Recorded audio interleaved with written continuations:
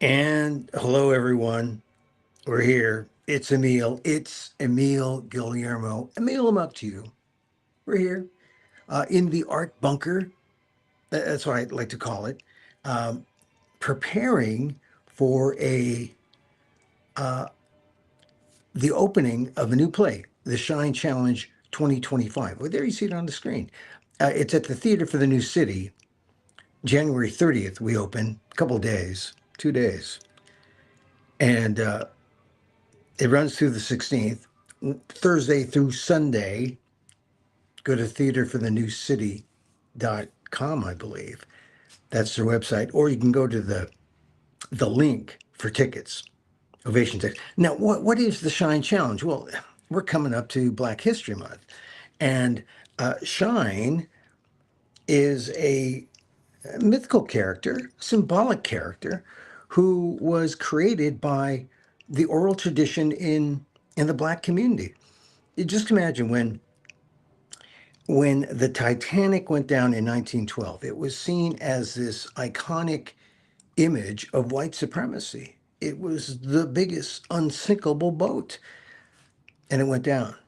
And there were some cheers in the Black community because of this symbolism, but they created a fiction where there was a character named S. Shine. Some people say, oh, that means shoe shine, right? Let me cut out the classical music. I had Peer Gynt on. How dare I have Norwegian music on while I talk to you? So they have this character, and the legacy of Shine is that he was the black man on the boat, the only black man on board. So that is like this is like the black community's Paul Bunyan, right? And this story was told and passed on through generations. And Ishmael Reed heard it when he was a young boy. His grandfather, who was in Tennessee, had a picture of the Titanic as on his in his living room as indicative of this symbol. And Ishmael heard these tales. They were called toasts. And these toasts were repeated, and of course, things were embellished and things became more fictionalized. Excuse me. And suddenly you really had like a Marvel cartoon series, essentially, you know, in the 1920s and 30s in the Black community.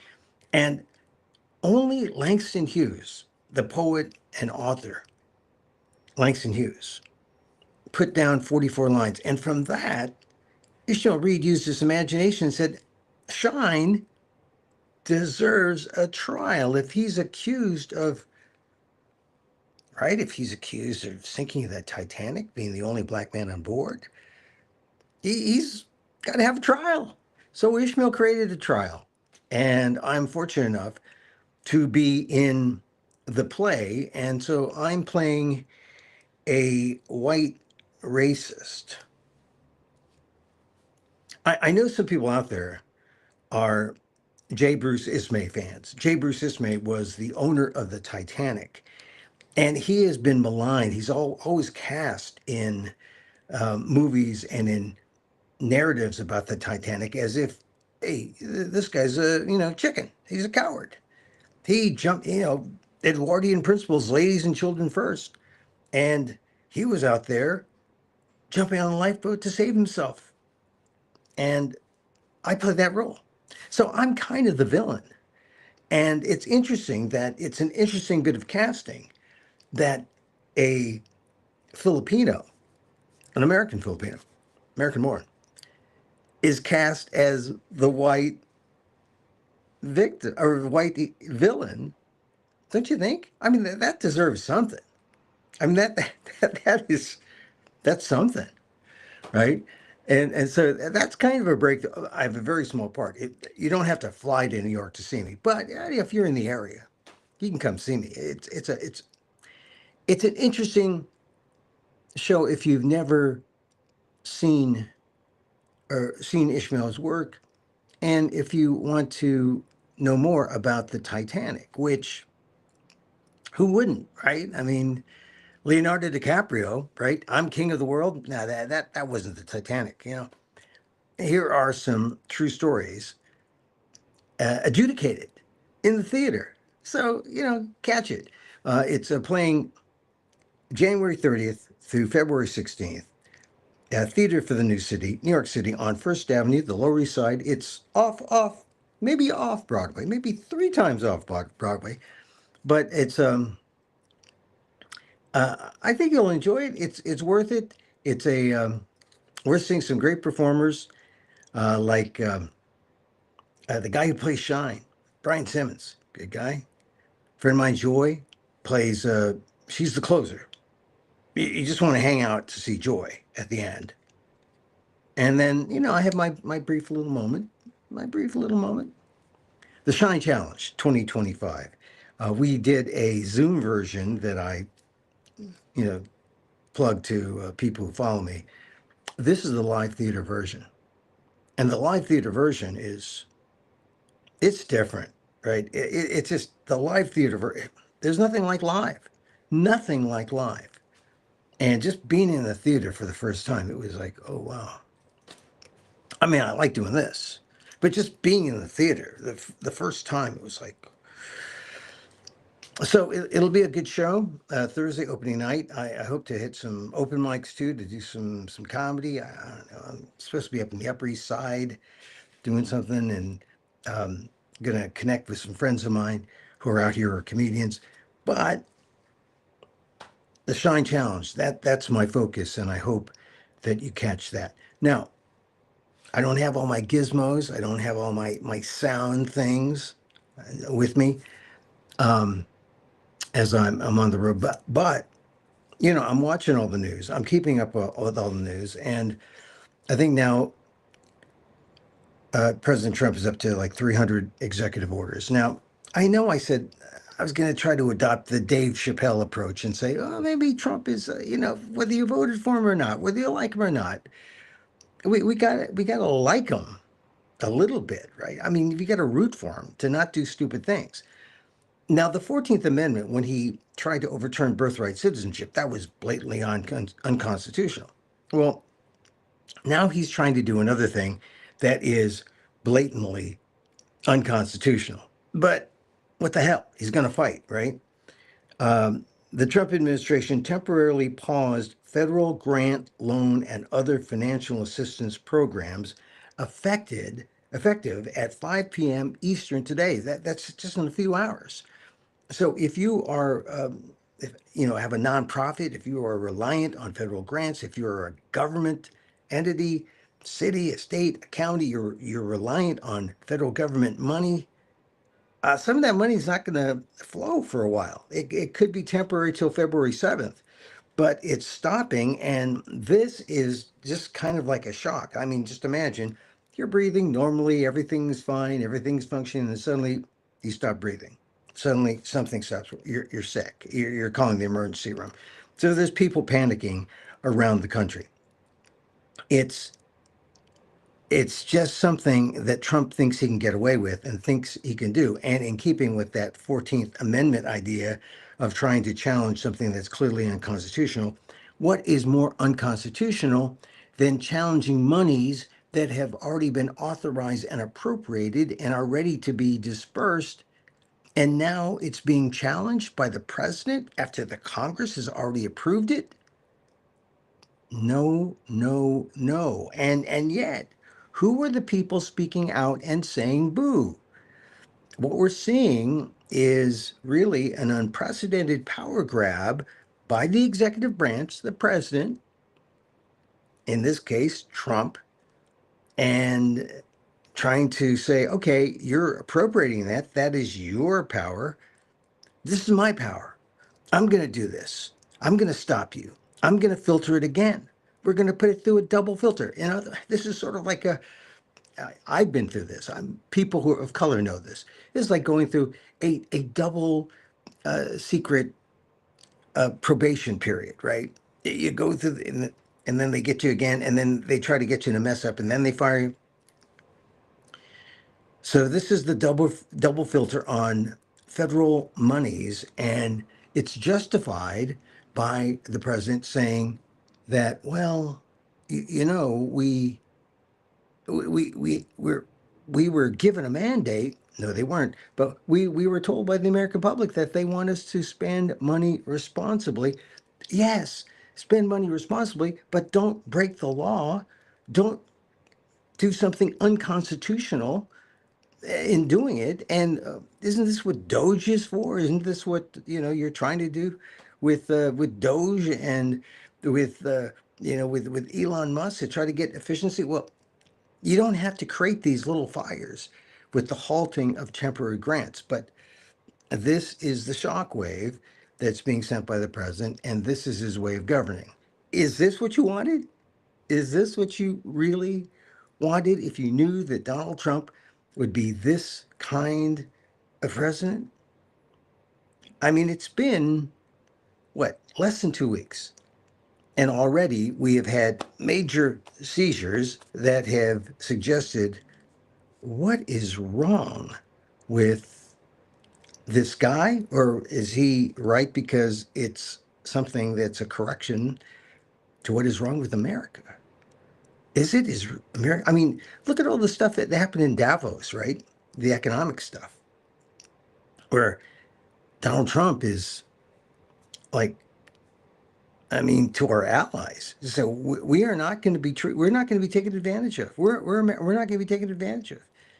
And I know that there must be some people in the world who says, America, you're number one.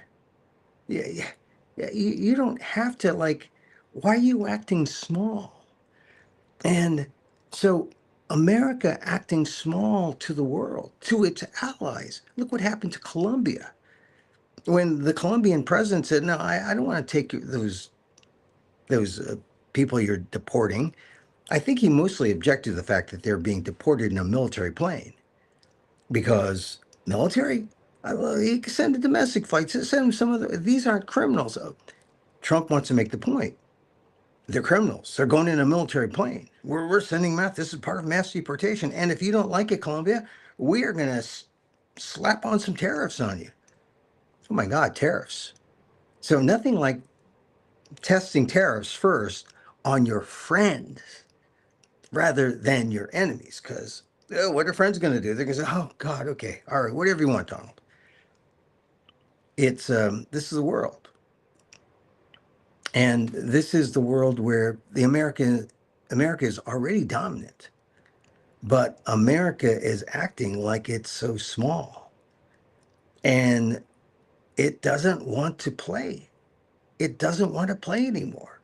This is the thing that I think we have to worry about, because we could be a badass, but we are not going to be liked. We, I mean, Donald Trump he's a New York bully living the high life in Florida. Now he's president, and what he says goes, and he knows how to do it this time. He's surrounded himself with all the people who only look like guardrails, but they're not. He's going to try to get away with everything. He's a give him an inch, take a mile kind of guy. And he will go to the last penny even with friends. That's the kind of president we have now. It makes me nostalgic for the president who used to quote Irish poets. I mean, I don't think you'll ever see Donald Trump quoting Irish poets, but I don't know. I'm nostalgic for the Irish poets right now, because that was a man with some humanity. That was a man with some humility. And this is a guy right now who just wants power. Oh, and money and power, and money and power. And he's willing to hurt his allies. And with this federal grant halting, he's willing to hurt the American people. So where are we? Well, you look to our leaders, the congressional leaders, saying, oh, what's going on here? One thing I noticed is people don't know the difference between Medicaid and Medicare. Medicaid is sort of the welfare plan. That is affected here. Medicare, Social Security, is not. So The White House is making a distinction between grants and loans and things going out to individuals versus things going out to groups, nonprofit groups. But I think that the other thing that was mentioned in this memo that gets me is they talk about DEI. We don't want to have that wasteful DEI. We don't want to have, things that are funding DEI or that Green New Deal. I mean, Green New Deal is sort of a MAGA construct in their head. That was just a catchphrase.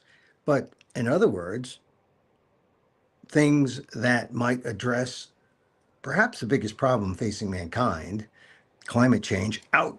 They want that out. Things addressing race relations, things addressing diversity. Trump wants out, out. It's the undoing of not just Biden's years, but going back. Yeah, sound the alarm. Sound the alarm.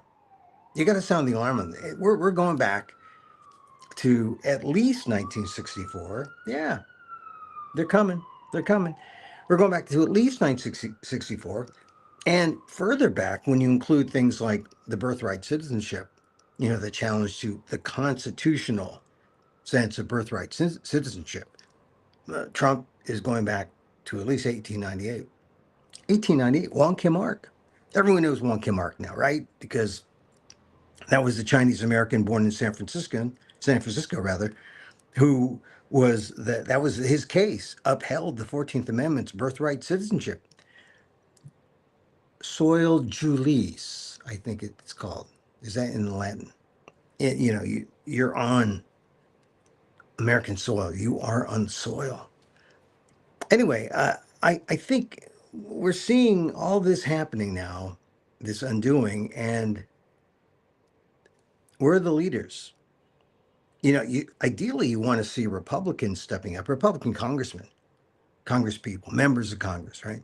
Stepping up saying, hey, wait a minute, slow down. This money's appropriated. It could be unconstitutional if you stop this money. You're now encroaching on congressional power. The Democrats are speaking out, but there seems to be no plan of action. The only plan of action that works might be you calling your congressman, you calling your representative in, well, Congress at the top part, but say some of the funds go to city and state, calling your state and city representatives, they'll know what to do, because if they're totally in the pocket of MAGA, they may do nothing. Your congressman may do nothing. Then you got to find a senator. Then you got to find someone in the government level that'll hear your voice. I mean, that's how representative government works. And unfortunately, that is our lane until we have another election, and then we vote, and then that's how democracy works. But we're seeing how democracy can quickly be undone when Trump is saying, hey, I'm not lying. I said I was going to do this. Yeah, okay. You said you're going to do it. You're doing it. But you're doing something that is against the law, that is unconstitutional. Thinking about breaking a law, what he did with the 18 or the 12 inspectors general. Look, when I was reporting, I would love the inspectors general's reports, because what they would say, they would look critically at, from a bipartisan point of view, at what's going on. And you could take their word that if something was wrong, it was wrong, because most of the time they were working with whistleblowers. A lot of times they were going deep inside and being critical of government functions, and that's how you make it work better. Donald Trump gets rid of them on Friday. I mean, I know I'm mentioning a lot of different things because Donald Trump is doing so many different things. It's like a multiple front war. It's not a war. It's just a multiple front, multiple concerns. And then to kick off the first press conference that was given by Caroline Leavitt, she dangled this news. Oh, if you're wondering about New Jersey drones, here's a bit of, shiny new object. Oh, those drones were, the FAA knew about it. They're nothing. And then she went on to talk about the grants. But here's the thing about Caroline Levitt. She's worth talking about because number one, she's 27, and I'm not 27. But when I was 27, I remember I was on that track when you had to be somewhere quickly in media. So I got out of grad school. By the time I was 24, I was at San Francisco at the NBC affiliate. By the time I was in my 30s, early 30s, I was at NPR, all things considered. And then things kind of slowed down. And they slowed down for different reasons. That's another story. But I'm just saying, Carolyn Levitt, 27, she was hailed as the youngest press secretary ever. Usually it's a starchy old white guy or an unstarchy old white guy like, what's his name? You know, the guy who was on Dancing with the Stars for Trump. I forget his name now, but you know I'm talking about. But all the press secretaries have been really, you know, in the old days, have been these kind of starchy guys. Now they are women who are essentially auditioning for their next media role. So Jen Psaki, there she is in MSNBC. You have all the court. Well, they're more commentators, you know, on all the cable channels. Carolyn Levitt, she did well. She defended the president. The one bit of news for those folks of you who read my column on the Inquirer.net, there was a question on the deportations, and the question was, are visa overstays criminals? Because you know this is the confusion. When are you a criminal? And if Trump is prioritizing criminals, people think, oh, he's going after the bad guys. I don't deal with drug dealers. I don't have guns. I don't deal with anything to break the law. It was defined today. If you have overstayed your visa, you're a criminal. Sorry. This is standard for a lot of Filipinos and Asian people from Asian countries. Here on visas, they overstay, they hide, they live their life in hiding, they're undocumented. You are considered a criminal and subject to deportation. In many ways, you know, immigration law was separate from criminal law, a separate division, sort of like civil law versus criminal law. But now it's all in one. You're considered a criminal. You're subject to deportation. And if you say, "Hey, I don't even own a gun. I don't. I'm innocent." No, you're not. You broke the law. That's the hard-ass way the Trump administration is going to look at this, and it is a hard-ass way. It's a hard-ass administration, unless you kiss the hard ass. You kiss the hard ass, and all is forgiven. That's the truth. You kiss the hard ass. Hey, it looks like I have horns there. You kiss that hard ass and all is forgiven. Uh, you know, and this has only been like day 8. And Trump is bragging. Caroline Levitt is bragging. Oh, you know, Donald Trump did more in 100. Well, Donald Trump did more in 100 hours than Joe Biden did in 100 days. I don't know if that's exactly true. But, you know, Donald Trump is acting like, oh my God, you know, I got to get it out. He is acting like a man he's manic. He's an ADHD president. He's like going at it. And he's just calm down, relax, and smell the roses, smell the rose garden, and see if there's an undocumented immigrant down in the bushes. But relax, but no let up, no let up. And this thing that the grant halting that is in effect at 5 p.m. Eastern, that is going to cause a ripple effect throughout the country. And I hope you're not impacted. But it's going to impact firefighters, police units. I mean, things like when they get federal funds to train, federal funds to do X, Y, or Z. May not be an emergency situation, but they're funds that are approved, authorized, and the White House, the executive branch, has no business. It's unconstitutional to stop that. So more fights. Hey, you know who's going to get jobs out of this? It's all the lawyers. The lawyers are going to get a lot of work out of this, a lot of work. So that's the news that caught my attention today.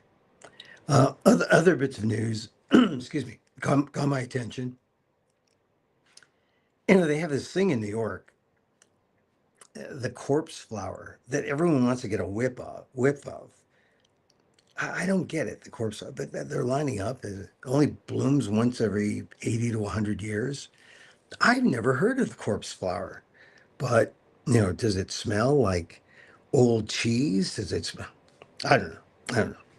You figured the cold would help out, mitigate the smell a little bit, but no. All right. So, excuse me.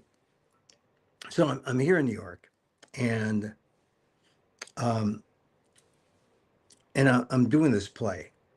And like I said, I play J. Bruce Ismay. And there are a lot of Ismay freaks out there because Ismay is the guy a lot of people think is the most misunderstood villain out there. I mean, he's accused as, jumping into the lifeboats ahead of women and children. And in the Titanic, he's accused of being cowardly. And then some people defend him, say, look, J. Bruce Ismay didn't do anything that you wouldn't do, to save yourself. And the fact is, if you do any research on J. Bruce Ismay, he was distraught when he lost his boat, the Titanic. It's supposed to be unsinkable. When he lost it, his life went into a tailspin. I mean, he just never forgave himself. He went into the insurance business to make sure he was making payments to people who lost their lives or who had family. He was trying to make it right in his own way, but he lived his life as a recluse and was fishing all the time. He took up fishing, took up things like that. He also had diabetes, which means, I guess, all the fish and the bad diet became an amputee, and really lived a life with this shroud of the Titanic over him. He's kind of a sympathetic character. How do I play it? Well, I'm the I'm the white guy in black theater. I'm the white villain. So Ismay is English, but I just go haughty, and you'll see. Go see it. Check it out. See how I play J. Bruce Ismay. It's not a big part, but I'm more than just a microvillain. More than just a microvillain. I'm like, if the whole play was a Jenga, right? I'm the thing you pull out and you need a villain like me. I give the testimony in this play that is the trial of S. Shine, accused of sinking the Titanic. Did he do it? Did he not do it? Who's the key witness? So anyway, hey, Emil Guillermo here. That's it for now. I've learned that I must keep these things short. But I just like talking to you. It keeps me on my toes. And, when I get in the theater there, oh man, the theater is great. It's different though, because I'm playing a character. I'm not playing Emil for real or Emil Amok. I'm playing J. Bruce Ismay. And so it's just interesting being in the theater. I hope to be in some clubs in New York City. Go to amok.com. That's my website. Check out, let's see where else. Oh, check out Patreon. You can also check out Patreon. Emil, patreon.com/Emil Amok, and my Substack, Substack, hey, I'm everywhere, but that doesn't mean anything. All right. Well, without the music, no music today. But thank you for being with us. If you're hurt by the grants, hang tight. You know, it may be temporary, and if I think the main thing to know is it does affect Medicaid, which is the welfare part of government assistance, but it doesn't affect Medicare. So Medicare and Medicaid are two separate things. Medicare, not affected. Medicaid is. Social Security, not affected. But grants, federal grants, and payments to groups, they're affected. So just know that. And the best thing we can do is not to panic, but just to relax, call your congressman, congressperson, your member of Congress, yell at them, yell at them. It won't be them exactly, it'll be a staffer, but yell at them. Feel better, let it go, relax, live your life, be kind to each other. That's the most important thing. That's the model to follow. So I'd like to end with a little, I haven't done laughter yoga in a while. You're going to have to go to Patreon to see my laughter yoga. But I just like regular mindfulness, loving kindness, metta, METTA. And so, as I wish for me, I wish for you. May you be safe. May you be happy. May you be healthy. And may you live with ease. Emil Guillermo here. Till next time. Don't forget Shine Challenge if you're near New York. Till next time. Mahalo.